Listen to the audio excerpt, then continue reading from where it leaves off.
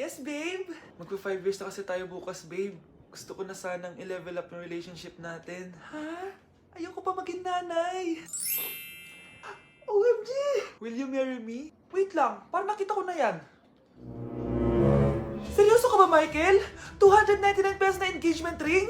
Yun ba yung halaga ko sa'yo? Babe, hindi naman importante kung mahal yan or mura, di ba? Ang importante, nagmamahalan tayo. 5 years tayo! Tapos eto lang bibigay mo sa akin, ha? Hindi pa ba sapat yung magpapakasal tayo tapos magkakapamilya? Nag-expect ako sa'yo! Akala ko bibigyan mo ako ng bagong bahay, ng bagong sasakyan. Tapos ito lang bibigay mo sa akin? Buti naman at lumabas na yung tunay na kulay mo bago kita pakasalan.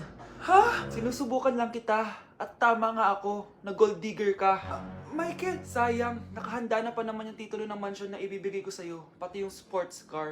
Michael, sorry. Joke lang yun. I guess, pera lang ang habol mo sa akin. Hindi mo deserve to.